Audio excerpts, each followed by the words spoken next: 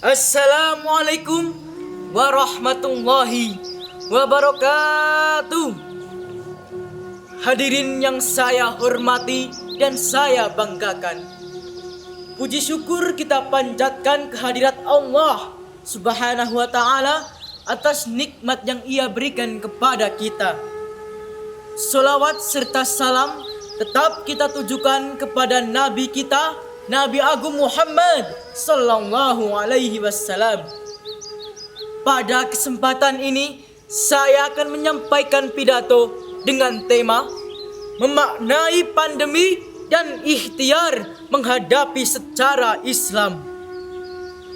Hampir 2 tahun pandemi melanda negara tercinta Indonesia, bahkan dunia. Berdasarkan data dari Gugus Penanganan COVID-19, di Indonesia sudah tercatat 4,23 juta kasus COVID. Sedangkan di Banjarnegara telah mencapai 10.767 kasus corona yang menyebabkan 645 orang meninggal. Sungguh bukan angka yang kecil. Dalam menghadapi masa yang sulit ini, kita harus memaknai dan berikhtiar untuk menghadapi pandemi.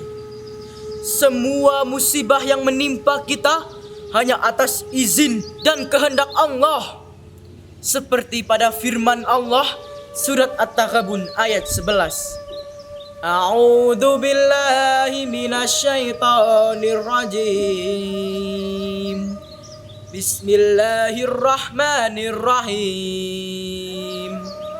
Ma asaba min musibatin illa biiznillah. Wa man yu'min billahi yahdi qalbah. Wallahu bikulli syai'in alim.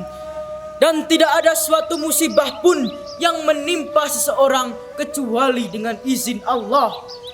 Dan setiap orang yang beriman kepada Allah, niscaya dia akan memberi petunjuk kepada hatinya.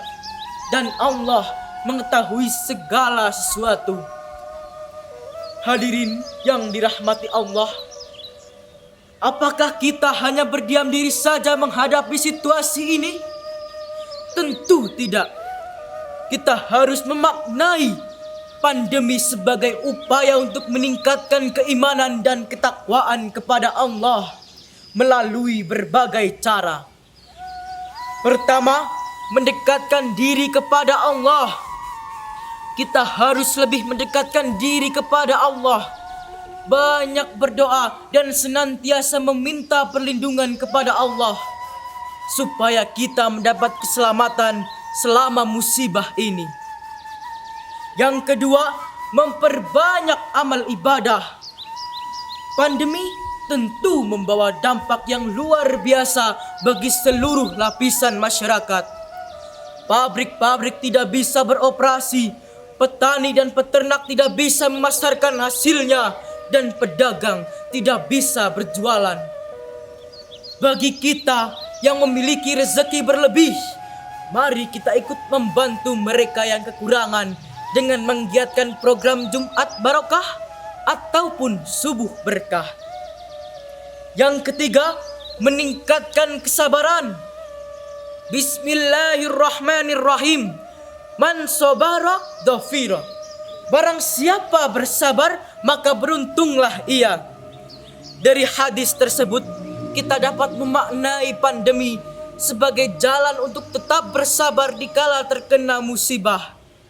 Dengan bersabar, kita dapat berpikir jernih dan bersikap positif supaya tidak menimbulkan masalah yang akan lebih membebani di masa musibah ini.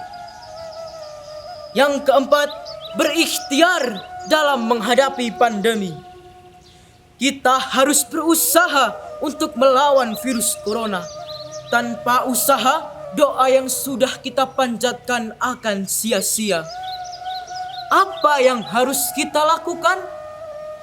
Memakai masker, mencuci tangan, menjaga jarak, menjauhi kerumunan, dan mengurangi mobilitas, atau yang kita kenal dengan istilah 5M.